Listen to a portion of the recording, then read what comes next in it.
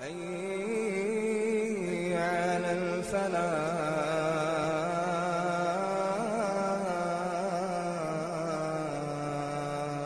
فلما كان في وسط البحر تلاطمت عليه الأمواج، وموسى عليه السلام وقومه ينظرون إليه وهو يغرق، حتى إذا أدركه الغرق قال آمنت أنه لا إله إلا الذي آمنت به بنو إسرائيل وأنا من المسلمين.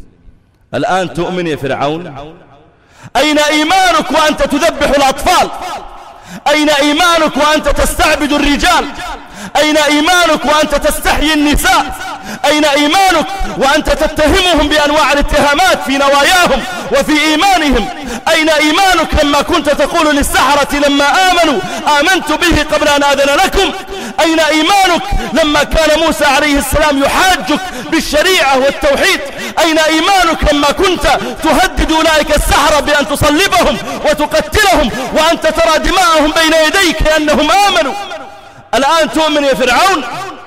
لما ذهبت قوتك وتولى عنك جندك ولم يبق معك من ينصرك إلا الله. الآن يا فرعون لما تلاطمت عليك الأمواج وغرغرت روحك لتموت وتمضي إلى جهنم، الآن تؤمن يا فرعون؟ أين 400 سنة التي حكمت الناس فيها طاغية متكبرا متجبرا تدعي الألوهية؟ الآن تؤمن يا فرعون؟ الآن أدركت أنك عبد ضعيف لا تملك لنفسك ضرا ولا نفعا، حتى إذا أدركه الغرق جعل يحاول أن يتلمس ما بقي له من دقائق وأنفاس ويقول آمنت أنه لا إله إلا الذي آمنت به بنو إسرائيل.